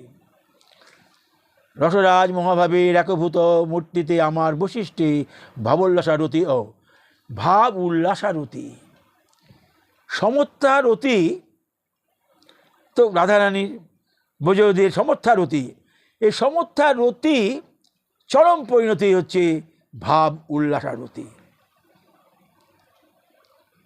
আরও রতি দিব্য উন্মাদ আরও আছে, মদন মাদন। সমর্থারতির চরম পরিণতি ভাব উল্লাসারতি। কাহা নাহি শুনি যে ভাবের বিকার, সেই ভাব হয় প্রভুর শরীরে প্রচার। হস্তপদে সন্ধি সব বিতস্তি প্রমাণে, সন্ধি ছাড়ি ভিন্ন হয়ে চর্মভয়ে স্থানে, হস্তপদ শীর্ষব শরীর ভিতরে প্রবিষ্ট হয় কর্মরূপ দেখিয়ে প্রভুরই। এই মহাপ্রভু কথা বলছেন। মঞ্জুরি ভাবে মহাপ্রভু যখন কর্মরূপ ধারণ করলো, মহাপ্রভু যখন সমস্ত হস্তপদ ভেতরে ঢুকে গেল, বলছেন সেই বাহ্য দশায় মহাপ্রভুর প্রলাপ বর্ণন। কালিন্দী দেখিয়া আমি গেলাম বৃন্দাবন, দেখি জলক্রিয়া করে ব্রজেন্দ্র নন্দন। রাধিকাদি গোপীগণ সহে সব কেলি, যমুনার জলে মহারঙ্গে করে কেলি। তীরে রহি দেখি আমি সখীগণ সঙ্গে, এক সখী দেখায় মরি এই সব রঙ্গে। উনি এই বাদশা বেশে বলছেন মহাপ্রভু কুর্মরূপ ধারণ করছেন, হস্তপদে ঢুকে যাচ্ছে, এ সমস্ত হচ্ছে। তখন বলছেন যে কালিন্দী দেখি আমি গেলাম বৃন্দাবন, দেখি জলক্রিয়া করে ব্রজেন্দ্র নন্দন। রাধিকাদি গোপীগণ সঙ্গে করে কেলি, যমুনার জলে রাধিকাদি গোপীগণ সঙ্গে সব মেলি, যমুনার জলে মহারঙ্গে করে কেলি। তীরে রহি দেখি আমি সখীগণ সঙ্গে, আমি তীরে বসে দেখছি এক সখী দেখায় মরে এই সব রঙ্গে। উনি বলছেন কহিবার কথা নহে, কহিলে কেহ না বুঝয়ে। ওই সে চিত্ত চৈতন্য রঙ্গ, সেই সে বুঝিতে পারে চৈতন্যের কৃপা যারে, হয় যার দাসানুদাস সঙ্গ। দাস অনুদাসের সঙ্গ, দেখুন সোজাসুজি তো যাচ্ছেই না। যিনি মহৎ, যিনি কিছুটা অনুভব করেছেন, চরণ আস্বাদন করেছেন, সেই দাসের চরণ অনুরাগে যাওয়ার কথা বলছেন। সেই সে বুঝিতে পারে চৈতন্যের কৃপা যারে, হয় তার দাসানুদাস সঙ্গ। তার দাসের অনুদাস সঙ্গ যার হয়, তাই চৈতন্য কৃপা করেন। অলৌকিক লীলা প্রভুর অলৌকিক রীতি, শুনিলেহ ভাগ্যহীনের না হয় পতিতি। অতএব আপনে আপনে প্রভু গোপী ভাব ধরি, ব্রজেন্দ্র নন্দনে করে পাননাথ করি। সেই কৃষ্ণ সেই গোপী পরম বিরোধ, অচিন্ত চরিত্র প্রভুর অতি সুদুর্বোধ। ইহে তক্ক করি কেহ না করো সংশয়, কৃষ্ণের অচিন্ত শক্তি এই মতো হয়। অচিন্ত অদ্ভুত কৃষ্ণ চৈতন্য বিহার, চিত্তভাব চিন্ত গুরু চিত্র ব্যবহার। এই মহাভাব যে মহাপ্রভু দেখালেন, মহাভাব মঞ্জুরি থেকে মহাভাব, এই মহাভাবের কথা যদি করি আস্বাদন, মহাভাবের দুটি ভাব, একটি হচ্ছে রূঢ়, একটি অতি রূঢ়। মহাভাবের প্রথম অবস্থাটাকেই বলছে সাত্ত্বিক ভাব উৎপন্ন হয় রূঢ়, অশ্রু কম্পাদি বর্ষে এই সমস্ত হয় রূঢ়। অতি রূঢ় মহাভাবের কি না, অনুভব সকল হইতেও অনর্বচনীয় বিশিষ্টতা লাভ করে। রূঢ়কে রূঢ়ক্তে ভোহনুভাব্য কামুর মাক্তা বিশিষ্টতাম। রূঢ়ে রূঢ়ে অশ্রু কম্পাদি হবে, সাত্ত্বিক ভাব সকল হবে অল্প। অতি রূঢ়ে হবে মানে মহাভাব হলো অতি রূঢ়, অতি রূঢ় হবে অনেক বিশিষ্টতা। কিরূপ একটু উদাহরণ দিই, কিরূপ বিশিষ্টতা লাভ করবে অশ্রু কম্পাদি? বলছেন, আমার কথা নয়, বলছেন বেদ ভাগবতই বলছেন, বৈকুণ্ঠ আদি চিন্ময় ধামে, বৈকুণ্ঠ আদি ব্রহ্মার সৃষ্ট ব্রহ্মাণ্ডের উপরে বৈকুণ্ঠ, সেই বৈকুণ্ঠ আদি চিন্ময় ধামে অতীতে বর্তমানে ভবিষ্যতে যত মুখ্যানন্দ হইয়াছে, ভালো করে শুনুন, অতীতে বর্তমানে ভবিষ্যতে যত মুখ্যানন্দ হইয়াছে এবং হইবে, এবং অনন্ত কোটি প্রাকৃত ব্রহ্মাণ্ড, এবার এবার এবার হচ্ছে ব্রহ্মা সৃষ্ট ব্রহ্মাণ্ড, অনন্ত কোটি প্রাকৃত ব্রহ্মাণ্ডে অতীতে বর্তমানে ভবিষ্যতে যত সুখ হইয়াছে, হইতেছে এবং হইবে, তাহা যদি একই স্থানে স্থূপীকৃত করা যায়, একই সঙ্গে একই স্থানে স্থূপীকৃত করা যায়, তথাপি রাধার প্রেম উদ্ভব সিন্ধুর আভাস তুল্য হবে না। অতিরূঢ় ভাব বোঝাবার জন্য বললাম, এটা আমি বলিনি, গ্রন্থ বলছে। দেখুন আবার বলি, বৈকুণ্ঠ আদি চিন্ময় ধামে অতীতে বর্তমানে ভবিষ্যতে যত মুখ্যানন্দ হইয়াছে এবং হইবে, আর অনন্ত কোটি প্রাকৃত ব্রহ্মাণ্ডে অতীতে বর্তমানে ভবিষ্যতে যত সুখ হইয়াছে, হইতেছে এবং হইবে, সবকে যদি একই সঙ্গে স্থূপীকৃত করা যায়, তা হইল রাধার প্রেম প্রেম রসসিন্ধুর আভাস তুল্য হবে না। এই হলো রাধা, তার মনের রূঢ় ভাব এই রকম।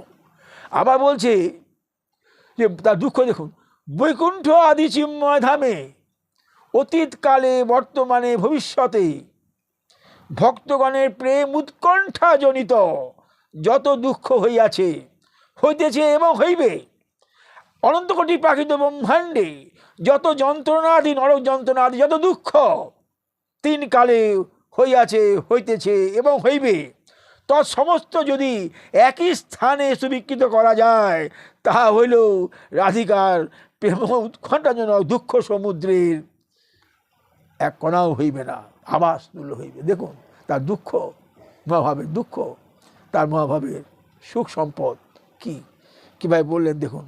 এই অতিরূঢ়, এই অতিরূঢ় মহাভাব, অতিরূঢ় মহাভাবের যদি বলি আজকে মদন, মোহন, মাদন, শর্টে বলতে হবে,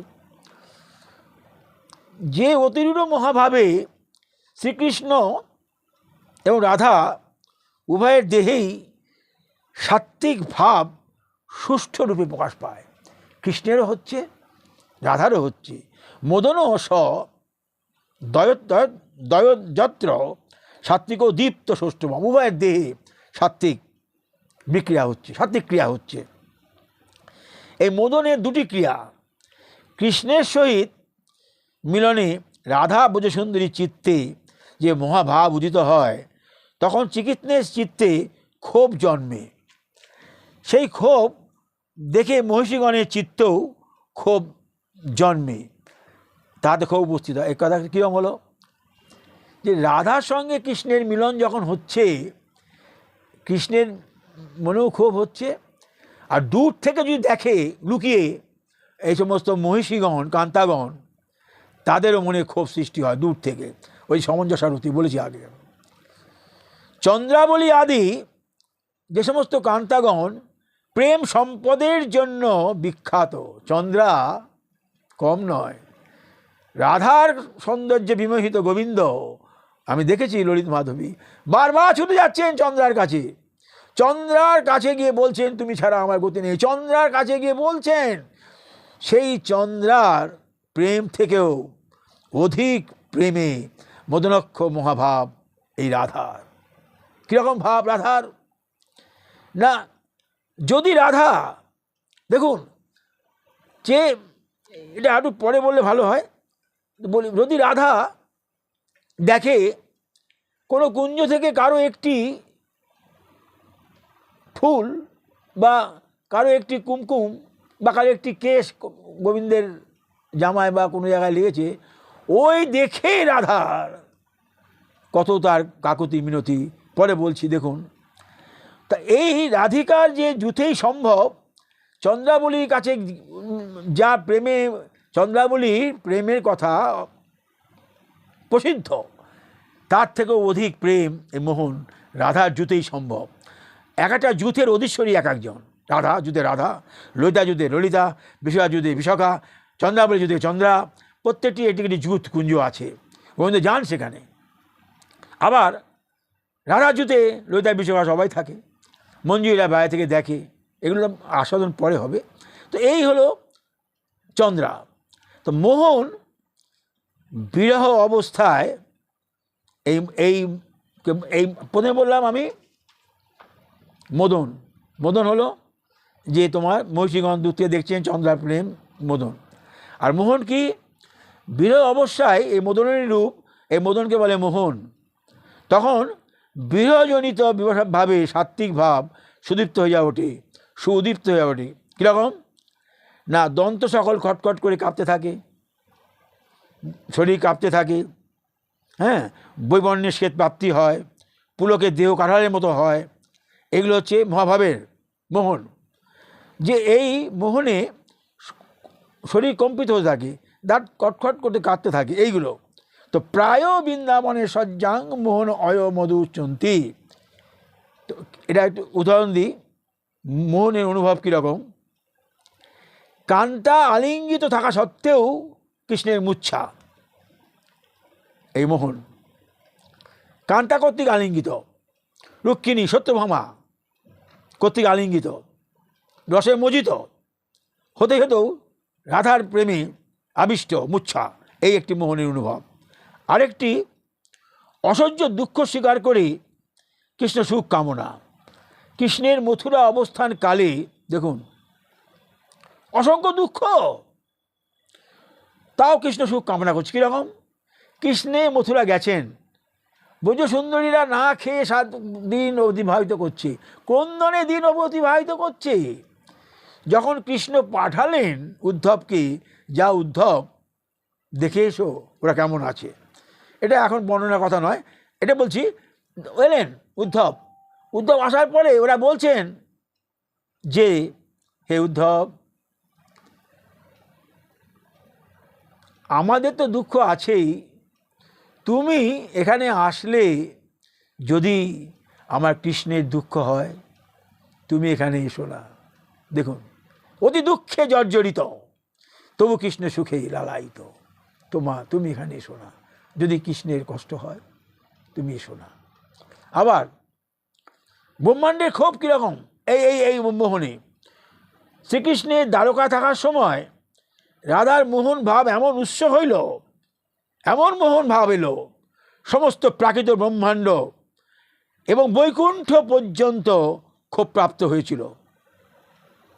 নরসমূহ উচ্চস্বরে ক্রন্দন করতে লাগলো, সর্বসমূহ ব্যাকুল হয়ে গেল, দেবগণের দেহে শ্বেতকম্প উদিত হলো, বৈকুণ্ঠেশ্বরী লক্ষ্মী পর্যন্ত ক্রন্দন করতে লাগলো। এই রাধা যখন গোবিন্দ চলে গেলেন দ্বারকায়, রাধার মনে এমন ক্ষোভ হলো এই মোহনের থেকে বা ভাব থেকে, যে বলছেন যে বৈকুণ্ঠ ব্রহ্মাণ্ড সব কম্পিত হতে লাগলো, প্রত্যেকের শ্বাস প্রশ্বাস কেমন হতে লাগলো, লক্ষ্মী ক্রন্দন করতে লাগলো। এই সমস্তগুলোই হচ্ছে এই ক্ষোভ, এই মানে মোহন থেকে আসছে। আবার তির্যক শরীর জাতির রতন। কীরকম? কৃষ্ণ যখন দ্বারকায় ছিলেন তখন আমার রাধা বলছি, মাফ করবেন, রাধা যমুনার তীরে কুঞ্জের লতাকে দেখে এমন অশ্রুমোচন করতে লাগলেন উনি যে জলমধ্যে যত মৎস্য ছিল সব ক্রন্দন করতে লাগলো। এটা তো গ্রন্থের কথা। মৎস্য পর্যন্ত ক্রন্দন করতে লাগলেন, রাধার এমন ভাব। আবার মৃত্যুর স্বীকারপূর্বক নিজের চিত্ত পরিস্থিতি ভূস্বমের দ্বারা শ্রীকৃষ্ণের সঙ্গ তৃষ্ণা, দিব্য উন্মাদ, মোহনাক্ষ ভাব অনর্বচনীয় বৃত্তি বিশেষ প্রাপ্ত হইলে ভ্রম সদৃশ একটি বিশেষ দশা লাভ করি, উদ্ঘন্না, চিত্তজল্প, এইগুলো এরা পরে আস্বাদন হবে। অনেকগুলো ভাব আছে। এর থেকে আসবে মাদনের কথা বলি। মাদন বিরহের একটি অভাব। মিলন অবস্থাতেই মাদনের বিকাশ হয়। ইহাতে রতি হইতে মহাভাব পর্যন্ত সমস্ত ভাবই সর্বোৎকৃষ্ট রূপে উল্লাসশীল হইয়া থাকে। লাদিনী চরম পরিণতি এই মাদন। এই মাদন সে রাধা ব্যতীত অপর কাহার মধ্যেই থাকতে পারে না। শ্রীকৃষ্ণও নেই এই মাদন, শ্রী রাধার পক্ষেই এই মাদন। এমনকি রাধার সঙ্গে ললিতা বিশাখা যারা আছে তাদের মধ্যেও এই মাদন নাই, কৃষ্ণের মধ্যেও নাই, একমাত্র রাধার মধ্যে। কীরকম এই মাদন? বলছেন,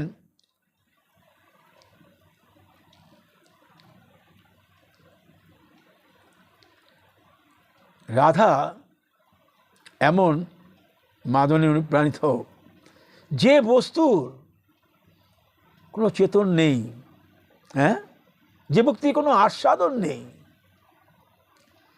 যে বস্তু জ্বর, সেই বস্তুর প্রতি রাধারানী কীরকম প্রার্থনা। কৃষ্ণের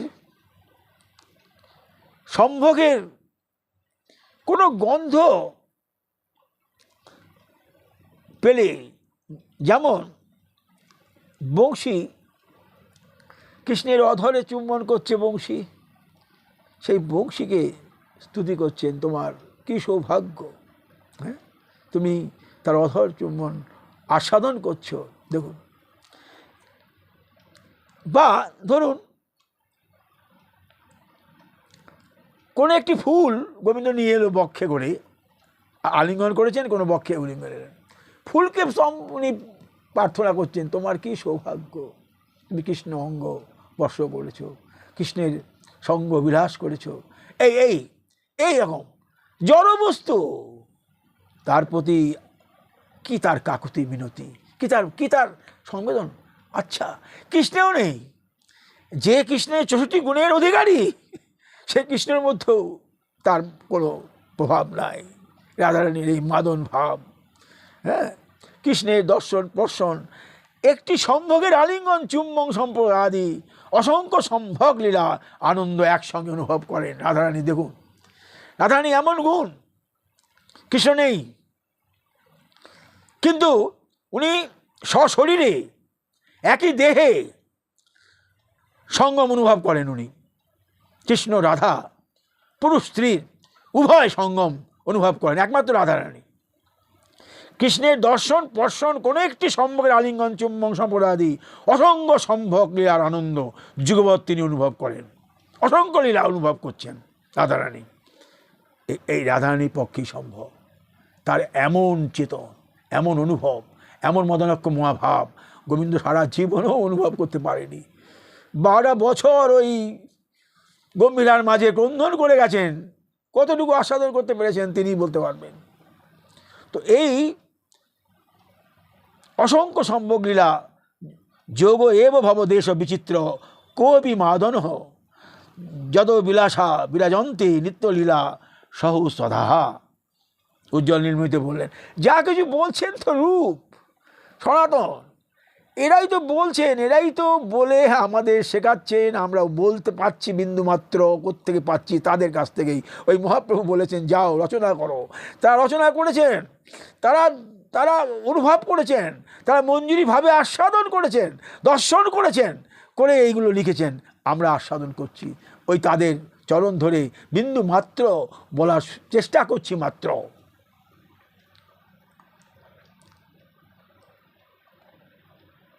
কি সুন্দর বলছেন, প্রত্যক্ষ তয়া প্রকটি ভবন্তিহি ফুত্তিত বৈলক্ষণং দোষিতম।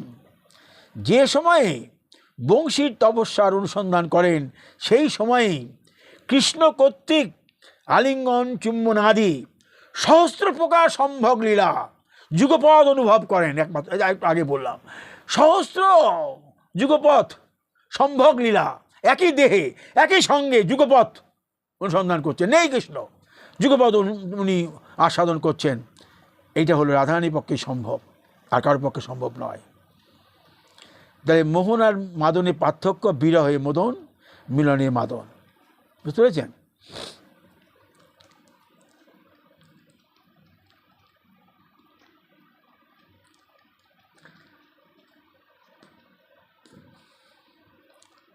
একটি কথা বলতে চাই, ললিতা একটু ললিতাদি বিশাখা তো কৃষ্ণের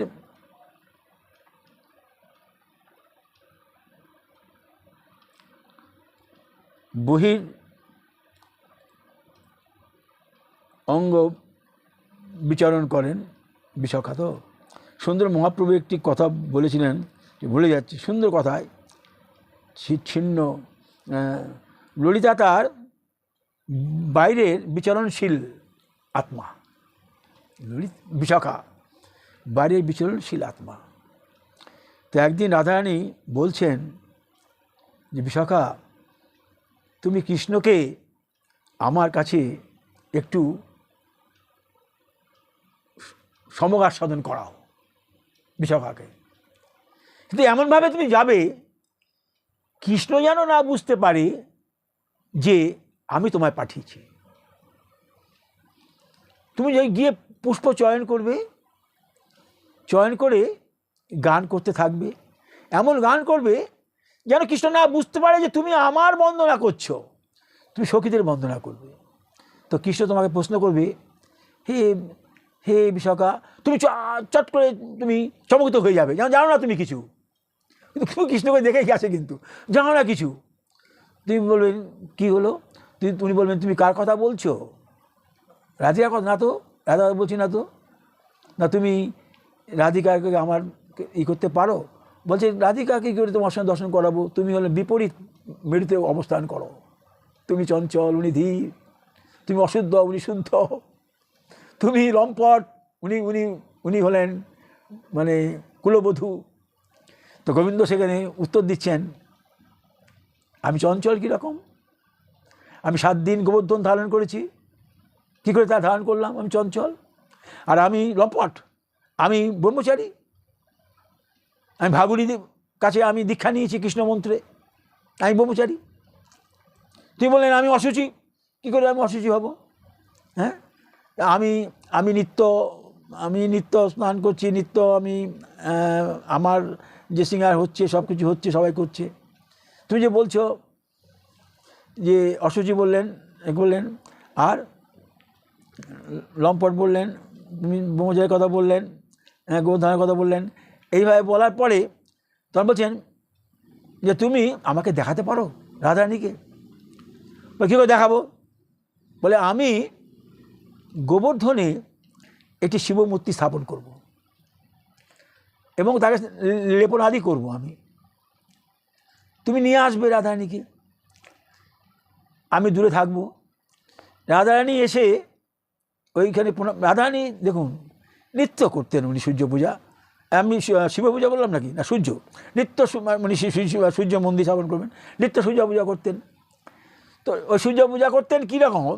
ধীর ললিত, রাধারানী যা কিছু করতেন গোবিন্দের জন্যে। তো ওইখানে উনি করবেন, আমি পিছন থেকে দেখবো রাধারানীকে, আমি সামনে থেকেও দেখবো না, আমি পিছন থেকে দেখব।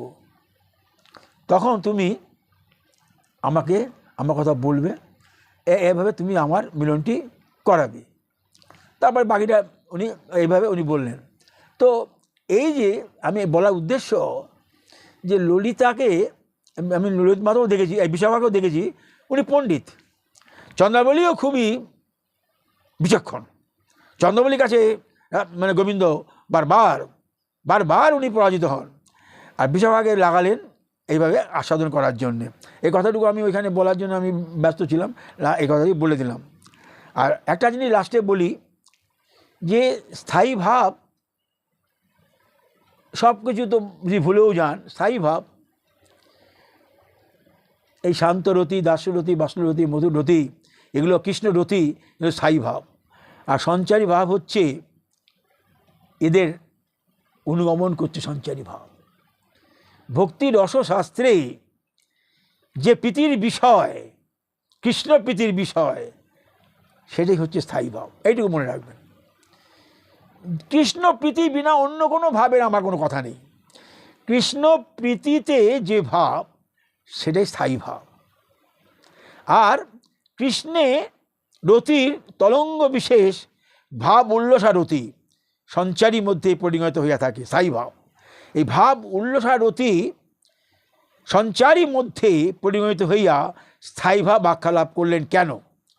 এই যে ভাব উল্লসারতিকে স্থায়ী ভাব, মধু বললাম, মধুর রতি, ভাব উল্লসারতি স্থায়ী ভাব।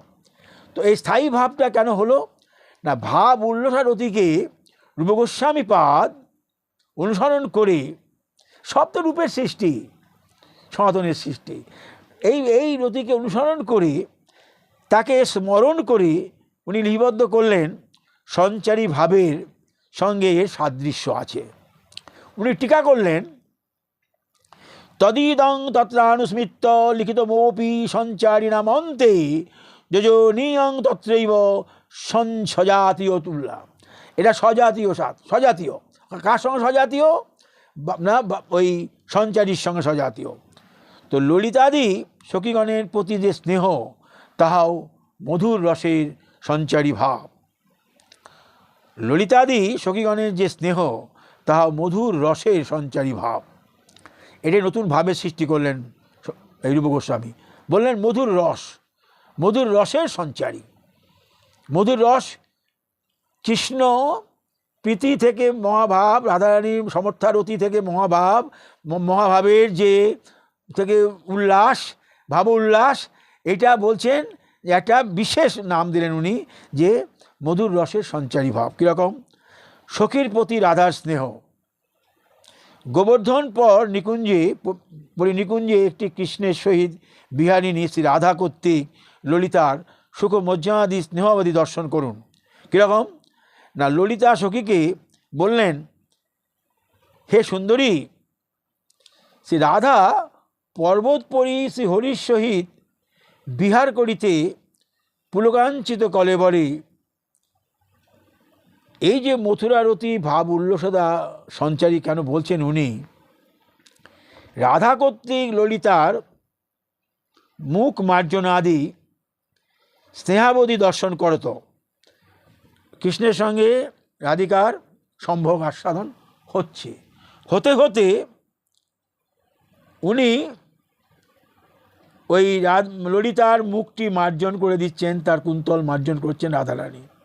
দেখুন, ভাবুন, রূপমঞ্জরী ললিতা সখীকে শ্লাঘাপূর্বক বললেন, রূপ গোস্বামী রূপমঞ্জরী বললেন, শ্লাঘাপূর্বক বললেন, সুন্দরী অবলোকন করো। কি অবলোকন করো না? রাধা পর্বতে পরি হরির সহিত বিহার করিতে করিতে পুলকাঞ্চিত কলেবরে ললিতার বিশ্বস্ত মানে ছিন্ন ভিন্ন চুল তো বলছে না, কুন্তল বিশিষ্ট বদন মার্জন করে দিচ্ছেন। রূপ বললেন, উনি কি বললেন সংস্কৃতে না? ললিতায়া তাসঙ্গ মাষ্টি বিরাজহং পশ্যেদ বপনয় তিতি ললিতা বিষয়া শ্রী রাধা রতিরত্র সঞ্চারী ভাব ভবন শ্রীকৃষ্ণ রতিং পুঞ্চাতি। সঞ্চারী ভাবে কথা আনন্দচন্দ্রিকায় বললেন।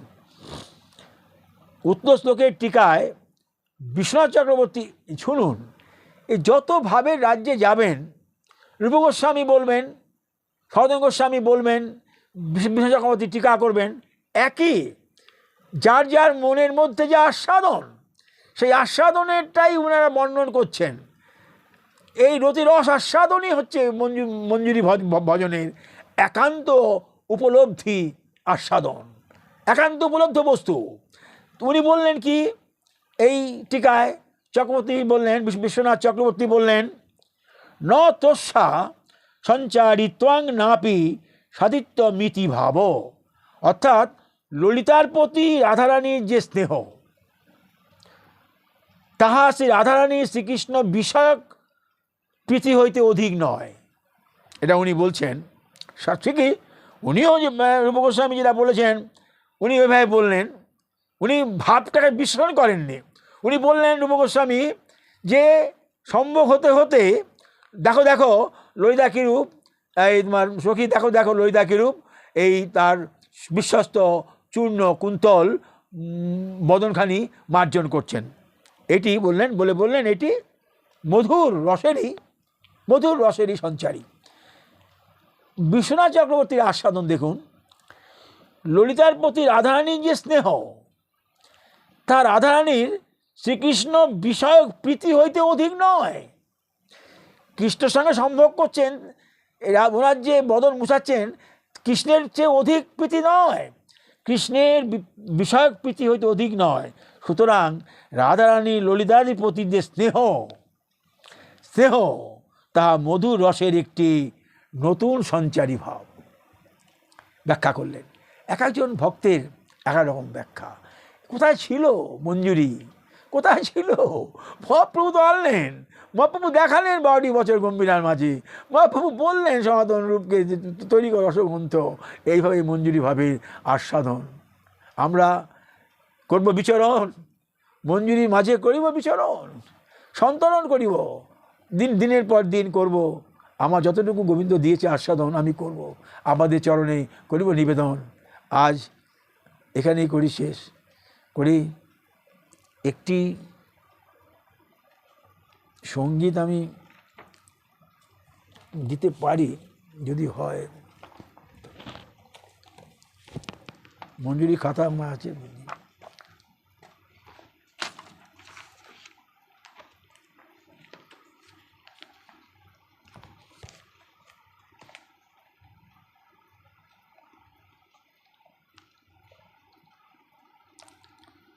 ভাসিতে ভাসিতে তব চরণ সুধা সাগরে, যাই যদি হারিয়ে তব চরণ মাধুরী, প্রকাশিব আমি কেমনে হৃদয়ের ভাষা নাহি স্বরে, এমন অনুভূতি আবার নাহি আছে পরিসীমা, এমন অনুভূতির ভাষার নাহি আছে পরিসীমা, কৃপা করে দিও মোরে সেই পরিভাষা, হৃদয় মাঝে বাজিবে সেই সুরে মোর মন বিনা, নিবেদিব তব চরণে অমৃত মধুর সুধা।